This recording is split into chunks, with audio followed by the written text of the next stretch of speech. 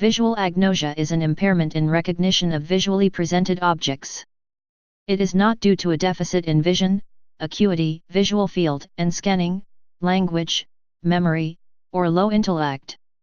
While cortical blindness results from lesions to primary visual cortex, visual agnosia is often due to damage to more anterior cortex such as the posterior occipital and or temporal lobe, in the brain.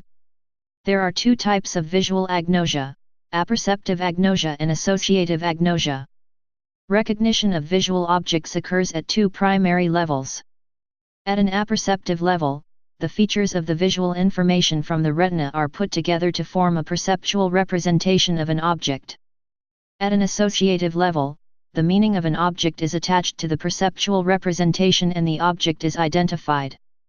If a person is unable to recognize objects because they cannot perceive correct forms of the objects, although their knowledge of the objects is intact, i.e. they do not have anomia, they have apperceptive agnosia. If a person correctly perceives the forms and has knowledge of the objects, but cannot identify the objects, they have associative agnosia. Classification. Broadly, visual agnosia is divided into apperceptive and associative visual agnosia. Apperceptive agnosia is failure of object recognition even when the basic visual functions, acuity, color, motion, and other mental processing, such as language and intelligence, are normal. The brain must correctly integrate features such as edges, light intensity, and color from sensory information to form a complete percept of an object. If a failure occurs during this process, a percept of an object is not fully formed and thus it cannot be recognized. Tasks requiring copying, matching, or drawing simple figures can distinguish the individuals with apperceptive agnosia because they cannot perform such tasks. Associative agnosia is an inability to identify objects even with apparent perception and knowledge of them. It involves a higher level of processing than apperceptive agnosia. Individuals with associative agnosia can copy or match simple figures, indicating that they can perceive objects correctly. They also display the knowledge of objects when tested with tactile or verbal information. However, when tested visually, they cannot name or describe common objects. This means that there is an impairment in associating the perception of objects with the stored knowledge of them. Although visual agnosia can be general, there exist many variants that impair recognition of specific types. These variants of visual agnosia include prosopagnosia, inability to recognize faces, pure word blindness, inability to recognize words, often called agnosic alexia or pure alexia, agnosias for colors, inability to differentiate colors, agnosias for the environment, inability to recognize landmarks or difficult with spatial layout of an environment, i.e. topographanosia, and simultanagosia, inability to sort out multiple objects in a visual scene. Categories and subtypes of visual agnosia. The two main categories of visual agnosia are apperceptive visual agnosia, impaired object recognition. Individuals with apperceptive visual agnosia cannot form a whole percept of visual information. Associative visual agnosia, impaired object identification. Individuals with associative agnosia cannot give a meaning to a formed percept. The percept is created, but it would have no meaning for individuals who have an associative agnosia. Subtypes of associative visual agnosia. Achromatopsia, an inability to distinguish different colors. Prosopagnosia, an inability to recognize human faces. Individuals with prosopagnosia know that they are looking at faces, but cannot recognize people by the sight of their face, even people whom they know well. Simultagnosia, an inability to recognize multiple objects in a scene, including distinct objects within a spatial layout and distinguishing between local objects and global objects, such as being able to see a tree but not the forest or vice versa. Topographanosia, an inability to process the spatial layout of an environment, including landmark agnosia, difficult recognizing buildings and places, difficulty building mental maps of a location or scene, and or an inability to discern the orientation between objects in space. Pure alexia, an inability to read. Orientation agnosia, an inability to judge or determine orientation of objects. Pantomime agnosia, an inability to understand pantomimes, gestures. It appears that the inferior cortical visual cortex is critical in recognizing pantomimes. Symptoms. While most cases of visual agnosia are seen in older adults who have experienced extensive brain damage, there are also cases of young children with less brain damage during developmental years acquiring the symptoms.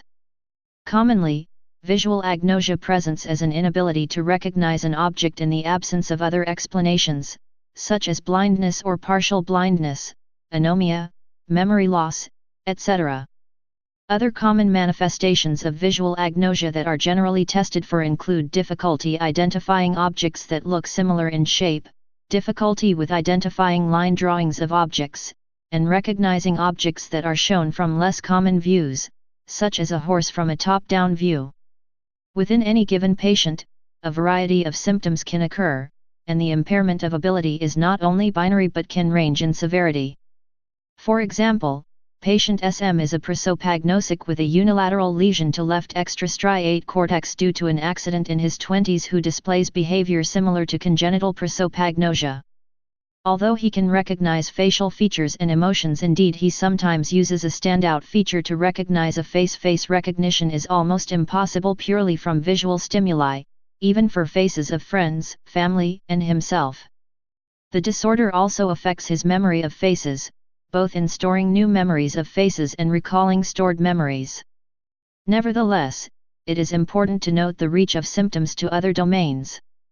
SM's object recognition is similarly impaired, though not entirely. When given line drawings to identify, he was able to give names of objects with properties similar to the drawing, implying that he is able to see the features of the drawing. Similarly, copying a line drawing of a beach scene led to a simplified version of the drawing, though the main features were accounted for. For recognition of places, he is still impaired, but familiar places are remembered and new places can be stored into memory. Pathophysiology. Visual agnosia occurs after damage to visual association cortex or to parts of the ventral stream of vision, known as the what pathway of vision for its role in object recognition. This occurs even when no damage has been done to the eyes or optic tract that leads visual information into the brain. In fact, visual agnosia occurs when symptoms cannot be explained by such damage. Damage to specific areas of the ventral stream impair the ability to recognize certain categories of visual information, such as the case of prosopagnosia. Patients with visual agnosia generally do not have damage to the dorsal stream of vision, known as the where pathway of vision because of its role determining objects' position in space, allowing individuals with visual agnosia to show relatively normal visually guided behavior. For example, patient DF had lesions to the ventral surface that gave her apperceptive agnosia. One of the tasks she was tested on required her to place a card through a thin slot that could be rotated into all orientations. As an apperceptive agnosic, it would be expected that since she cannot recognize the slot, she should not be able to correctly place the card into the slot. Indeed, when she was asked to give the direction of the slot, her responses were no better than chance. Yet, when she was asked to place the card into the slot, her success was almost to the level of the controls. This implies that in the event of a ventral stream deficit, the dorsal stream can help with processing of special information to aid movement regardless of object recognition. More specifically, the lateral occipital complex appears to respond to many different types of objects. Prosopagnosia, inability to recognize faces, is due to damage of the fusiform face area, FFA. An area in the fusiform gyrus of the temporal lobe that has been strongly associated with a role in facial recognition. However, this area is not exclusive to faces.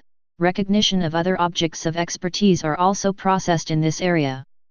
The extrastriate body cortex, EBA, was found to be activated by photographs, silhouettes, or stick drawings of human bodies. The parahippocampal place area, PPA, of the limbic cortex has been found to be activated by the sight of scenes and backgrounds. Cerebral achromatopsia, the inability to discriminate between different hues, is caused by damage to the V8 area of the visual association cortex. The left hemisphere seems to play a critical role in recognizing the meaning of common objects. In popular culture, a famous report on this condition is the title essay of Oliver Sacks' book, The Man Who Mistook His Wife for a Hat. The murder suspect in the picket fences episode Strangers supposedly suffered from agnosia. The patient in the house episode Adverse Events suffered from agnosia. In the graphic novel Preacher, the character Laurie suffers from an extreme version of agnosia resulting from being born with a single eye. For example, she perceives Ars Face, a man with severe facial deformities, as resembling a young James Dean. Val Kilmer's character suffers from visual agnosia in the film At First Sight.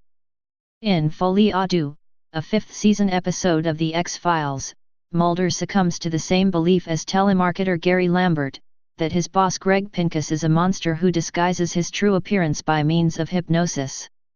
Scully, although believing this notion preposterous, suggests that what Mulder describes is analogous to an induced visual agnosia. Please subscribe and thanks for watching.